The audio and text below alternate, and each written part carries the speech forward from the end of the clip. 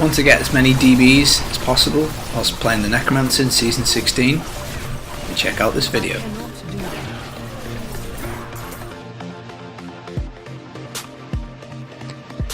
Hi guys, it's Filthy Casual here. Hope you're having a great day. Happy New Year. I hope that 2019 brings the best for you. Now if you search Death's Breath farming for the Necromancer on YouTube, you get this video from Tom Day VG. It's under patch 2.6, it's a good video, but obviously we've had two patches since then, 2.6.1 and shortly coming 2.6.4. Now 2.6.4 doesn't change much for the Necromancer, so we can pretty much show you the build as it is today under 2.6.1. And for Season 16 you're going to get one extra bonus, which will be the Royal Ring of Grandeur buff, and I'll work that in a little bit later. Now my first suggestion if you want to farm Death's Breaths as a Necromancer, particularly inside the season, is to make an alternative character and make a wizard. The Talrasha set Explosive Blast Sage build is going to absolutely wreck in Season 16, so that's probably a pretty good way to get DBs. But if you're filthy casual like me, maybe you're lazy, maybe you just hate Harry Potter and think that wizards are horrible scum, then let's crack on and work out how we can get the most Death's Breaths out of the Necromancer. So before we crack on, firstly, many countless squishy Necros died in the making of this video. It'd be great if you could honour them by dropping a like rating and subscribing for some more Diablo content. And also, check out what happened whilst I was making my Sage gloves.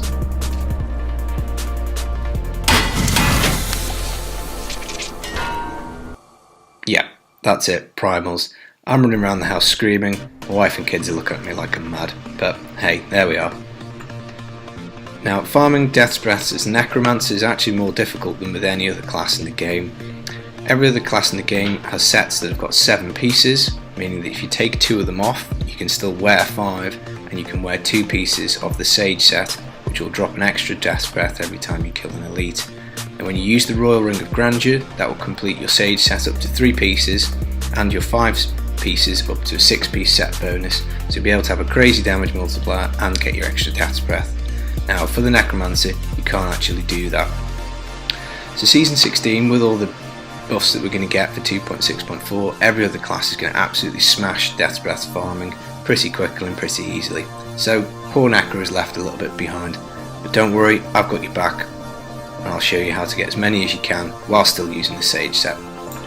If you're new to the game and wondering why I'm going on about Death's Breath so much, you can basically use them to upgrade rare items to legendaries. So you can take a rare scythe, if you're a Necromancer for example, upgrade it in the cube for the cost of 25 Death's Breaths, and it will give you a legendary scythe. Now this is obviously a really good way of getting legendaries for a specific slot that you want to fill.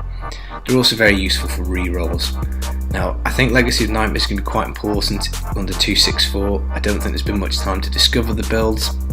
I've got some ideas and I'm going to be posting those up once it goes live on console, but getting as many legendaries as possible in the shortest time frame is going to be quite important. So the Sage set giving the extra Death's Breath is really useful. So if you look at all of the classes, then at T13 you get a guaranteed 2 Death's Breaths every time you kill an elite pack. You also have a 25% chance that the 3rd item will drop. So that's 2.25 for every elite that you kill. When you put on the Sage's set, that obviously gets boosted up to 3.25.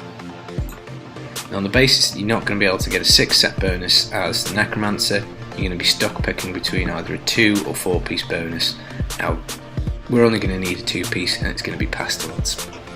Now I'll be honest, I'll level with you, you can't do T13, but for Season 16 T12 will be absolutely no problem, and for non-seasonal players, if you've got loads of Paragon, T12 should be doable, 2.6.4, 2.6.1, maybe even T13 if you've got absolutely crazy Paragon. But before you turn off in disgust at not being able to play T13 with this build, you do have to bear in mind that we're only using a 2-piece from the Pestilence set. But let's have a look at the Death's Breath numbers and hopefully I can convince you that it's worth your time farming on T11 or T12 whilst wearing the Sage's set for the Necro. Now if you're wearing the Sage's set, you're going to get 2 Death's Breaths on T11 with a 90% chance of a 3rd drop. So that's 2.9 per elite. If you bump it up to T12, which you'll be able to do in Season 16, then you get 3 drops with a 12% chance of a 4th. So that's 3.12 per elite. So let's say you just want to run T13 as a Necro. You obviously can't use the Sages set, so you're going to get 2.25 per elite kill. If you drop it to T11 and put the Sages set on, you're going to get 2.9 per elite kill. If you prefer percentages, that's 29% more death breaths, so almost 1 in 3. T12 with the Sages set is 3.12 death breaths over 2.25, which is 39% more death breaths. Is this worth it? Well, I think it is. It depends how much you want the extra DBs, but really 39% more is quite a big number. Even 29% is pretty big, and it shouldn't be sniffed at, particularly in Season 16 when this is going to be even easier. Now, one extra piece of gear that is going to be absolutely mandatory to any one of these builds is going to be Nemesis Braces. Whenever you click on a pylon, that's going to spawn an extra elite pack. You'll be able to kill it and get extra DBs. So very important, and we're going to obviously be using that.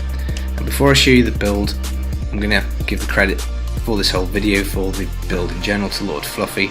This is based on his Blight Spear build, which, if you don't know what that is, I'll link the video down in the description. So all that we're doing really is swapping from the 6-piece bonus of that to the 2-piece and putting on the Sages set. But there are a couple of items that I specifically recommend. So without further ado, let's get into the damage. So the damage, we're going to be using 2 pieces of the Pestilence set. The main skill that we're going to be using is Corpse Lance. Corpse Lance will deal 1750% weapon damage and fires automatically when a corpse is consumed. So the question is, how are we going to juice up this damage? Now that's obviously quite a big number. If you look at a lot of the skills in the game, considering all you need is a corpse to fire off one of these things, that's pretty juicy. So we'll start off with the rune. We're going to pick Ricochet because it's a poison skill, and that will give us 20% chance for it to ricochet to another target. So that's sort of like an extra 350%. So provided one fires, hits one, 1 in 5 of them will go off and hit another one. For the shoulders, we're going to use the Corpse Whisper Pauldrons. This will give you a multiplicative increase up to 600% depending on how many stacks you have. So it's 25 to 30% extra damage per stack, max 20 stacks, so max 600%. We're also going to be using Nair's Black Death in the cube. What this is going to do is it's going to increase your next poison skill damage by 100% for 15 seconds depending on how many poison skills have you used. So if you're using 3 poison skills, provided you proc them every 15 seconds, you're going to get 300% multiplicative damage. Now we're going to have 3 skills. The first one we've covered is Corpse Lance with Ricochet. The next one's going to be Bone Armour with the Dislocation rune, and the third one is going to be Bone Spear with Blighted Marrow. Now it's important to note that you actually have to manually cast Corpse Lance to proc Nair's Black Death. So even though you can also consume corpses with Devour, which is a skill we'll get onto shortly, it won't proc the Nair's Black Death. You have to manually cast it every 15 seconds. So we're also going to be using Crispin's Sentence, and that's going to give you 100% extra damage against enemies that are slowed. This will be procced by the legendary gem that we're equipping, Bane of the Trapped. Now you'll also deal triple this damage, so triple 100% against enemies that are controlled by some other crowd controlling effect. So we're going to proc this in 2 ways. Land of the Dead with Frozen Lands, which will freeze enemies, and the second will be your Bone Armour Dislocation, which applies a stun. We're also going to have a multiplier on the necklace because we're going to wear the Johnstone, and that's going to give you up to 200% multiplicative damage. At the end of the Land of the Dead, you're going to get 50 stacks of Macabre, and then for the next 50 corpses you consume, they'll be dealing 200% multiplicative damage on your Corpse Lance. Another multiplier we have is the Zai Stone of Vengeance, which basically means that you deal more damage further away. And then the last one is the Bane of the Trapped, so if something does get close to you, you're still doing extra damage. So if you look at those multipliers, that's quite a lot. You've got the base damage, you've got Ricochet, Corpse Whisper Pauldrons, Nair's Black Death, Crispin's, Johnstone, Zai's and Trapped. And for Season 16 it doesn't stop there. You're not going to need your Royal Ring of Grandeur, so you're going to be able to cube your Crispin's ring, and you're going to wear a Convention of Elements. That's going to give you an extra 200% damage 1/3 of the time. So that's roughly 66% extra damage. The reason it's 1/3 of the time is because you've got 3 elements to rotate through, and obviously the one that we're concerned with is poison. So that's quite a lot of damage. So the next question is, how are we going to get corpses? So we're going to be using Devour Cannibalize. We're going to put that on numlock, or if you're playing on console, you're going to hold down the trigger, so that every time you consume a corpse, one's automatically fired. Now to get corpses, Land of the Dead will give you an infinite amount. So once you click the button and this goes on, you get 10 seconds of infinite corpses to use. Your CDR is going to be so high. We're also using In-Germ, that this is going to come back really quickly. Corpses are also going to be generated by using Blood Rush Molting. What that means is that when you teleport somewhere, you're going to leave a corpse behind. And obviously, whenever you kill anything, you're also going to generate a corpse. So corpses are not going to be too hard to come by. And again, with your really high CDR, you'll be able to port around quite a lot. Be able to do that indefinitely whilst In-Germ's up. When In-Germ isn't up, you're still going to be able to do it every couple of seconds. So corpses shouldn't be too much of a problem. Obviously, you'll note when Land of the Dead is up, it's ridiculous, and that's going to be the goal, to get that up as often as possible. So how are you going to stay alive? We're looking at the defensive items. Land of the Dead, when that's up, everything except for Juggernauts is going to be frozen, so that's pretty good defensive. In the passives, we're going to be using the Rathma Shield. That's going to give you 4 seconds of invulnerability after the end of Land of the Dead. You're also going to be using Bone Armour, which is going to give you 3% damage reduction per stack. You can have a maximum of 10 stacks, so that's a 30% damage reduction. It also will apply a stun, again not to Juggernauts, but it's quite a good defensive option. You press it, the enemies right nearby are stunned. In the passive slot, you're also going to run Standalone. That's going to double your armour. You're going to be running Final Service as another passive, which gives you Cheat Death, which is going to be handy because you are still quite squishy. And the last item of defense is going to be Devour, which is going to give you 3% life for every corpse you consume, to get quite a high degree of recovery. Now there is an option that you can take. I currently run the build with using the Stewart's Greaves, which when you Blood Rush will give you up to 100% extra movement speed for 10 seconds. This is quite good if you get crap maps, so it means you can run from elite pack to elite pack quite quickly. You're not reliant as much on In-Germ. So an option you can take if you're feeling quite squishy is you can actually take off the Stewart's Greaves and put on the Pestilence Battle Boots, which will allow you to proc the 4-piece of the Pestilence set bonus. That will essentially give you a 50% damage reduction, provided you're firing off enough bone spears whilst you're porting around. Now, if you're going up to T12, I definitely would put this on, because you're going to get absolutely crushed on T12 without this. If you're just doing T11, then I certainly would wear the Stewart's Greaves. The footage that I'm doing is T11, that's with the Stewart's Greaves on. If you want to go up to T12, you're going to wear the Pestilence Boots. You're also going to be using the Convention of Elements for that 66% damage buff. That should sort you out just fine. So the next item we need to talk about is CDR. Now I've got about 60% on my sheet, and this comes from various different sources. It can be higher, but about 60% is what you need to be aiming for, and the more the better. So you're going to be having a Leoric's Crown in the cube with a diamond. That's going to give you 25%. You're going to roll the CDR on your gloves, on your shoulders, on your weapon, on your offhand, both your rings. We're also going to be wearing the Vigilante belt, as that will roll cooldown as a stat on it. Now you don't need perfect rolls for 60%, but as I say, the higher the better.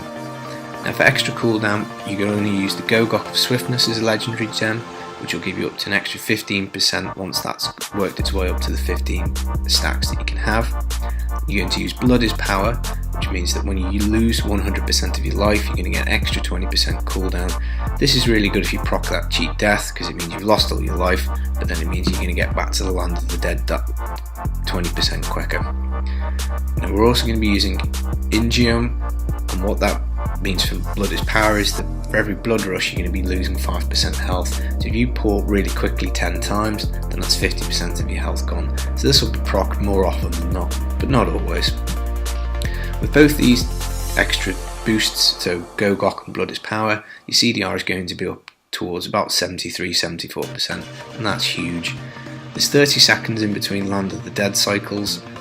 With In-Germ, you've got a 10-second reduction for every elite you kill, so I'm sure you can see that comes down pretty quickly. Now if you get one elite pack, that's pretty good. That's what you really need to be getting this build motoring. 2 will be a guaranteed reset. A channeling pile on it is amazing. Now we don't stop there. You're also going to be wearing the Obsidian Ring of the Zodiac, and that's where Bone Spear, Blighted Marrow comes in, because every time you hit an enemy with that, you can reduce the cooldown of one of your skills by 1 second. Now, tactically speaking, this is where Bone Armour becomes a bit difficult. You'll be tempted to spam Bone Armour for the defensive stun, but obviously if you have that on cooldown, then when you hit with the Obsidian Ring, it's going to be a toss-up between that, Land of the Dead, and Blood Rush as to which one benefits from the second. So it's actually much better if you can teleport backwards rather than using your Bone Armour. So you want to be using Obsidian Ring of the Zodiac to bring your Land of the Dead cooldown down. So in terms of the gear and your stats, your number one stat priority is CDR. You're then going to want to get your criticals in, so crit hit chance, crit hit damage, and intelligence. From a defensive point of view, armour is going to be your number one pick because it's doubled by your standalone passive. You're going to want vitality and life percent, they're okay, and all resist is going to be your last pick from a defensive point of view. For secondary resists, physical will be helpful, but I wouldn't bother with any of the others, it's not particularly necessary. So my sheet damage is 1.3, 1.4 million, T11 is very comfortable. For Season 16 with the COE buff, you'll be able to do T12, and obviously the higher sheet damage, the easier you're going to find this, and the higher legendary gems, the easier you're going to find it. Running through the gear individually, helm, you want int, vitality, socket with a diamond and crit hit chance. Shoulders, these roll on a range up to 30% for the corpse lance multiplier, so you want as close to that as you can get. CDR, intelligence, and then a defensive stat. You can get corpse lance damage here, and that's quite nice. For the gloves, you want CDR, crit, and then I'd probably go with the defensive stat, albeit attack speed's okay. For the chest piece, you want int, sockets, and then 2 defensive stats. For your pants, you want intelligence, 2 sockets, 2 defensive stats. For your belt, this rolls on a range, you want to get 8% cooldown if you can, and then intelligence, and then a couple of defensive stats. For your boots, you want move speed to be as near to 100% as possible, you want intelligence and defensive stats. My boots are from a different build, and that's why I've rolled thorns on them. My Death Nova stat's completely wasted, so you'll have better boots than these. If you're going for the Pestilence boots, obviously with move speed you don't really need to worry about, just intelligence and defensive stats. You're in gym, it's important to get the 10-second reduction on your cooldowns. You need to get back to the Land of the Dead as soon as possible.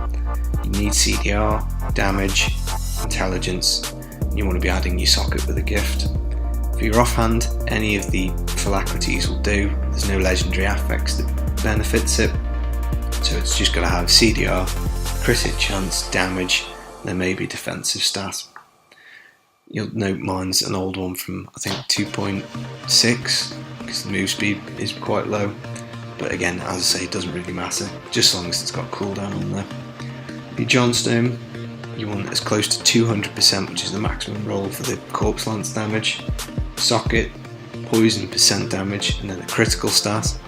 That's going to be quite hard to get well rolled, and if it rolls with cooldown, that's great, just do your best with whatever you get.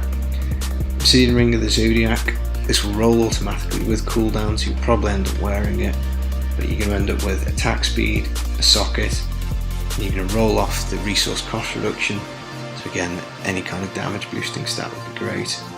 For your Crispins, up to 100% is the roll, so you want to get as close to 100% as possible. CDR, socket, this naturally rolls with attack speed, so you just have to do your best with it. For your braces, you want poison percent damage. Mine's got physical on, again that's from a different build, so you don't want physical, you want poison. Crit hit chance, intelligence, and then a defensive stat. And then if you are in Season 16 and you're able to use a convention of elements, you want that as close to 200% as possible. CDR, socket, and crit chance. So you'll just have to work out which ring it is that's best for your cube. In terms of Paragon, your core points, you want to make your move speed up to 25%, and everything else goes in intelligence. For your offense, you want CDR and then fill in your crits and go from there. For your defensive Paragon points, armor, life percent, ball resist, and then regen. For your utility, area damage, life on hit. And that's how I'd be spending my Paragon points. So again, thanks to Lord Fluffy for coming up with Blightspear. This is a fun build, it's a good way to get DBs. I do think it's better than just going on T13, you will get more DBs doing this. As I say, it's quite a fun build to play.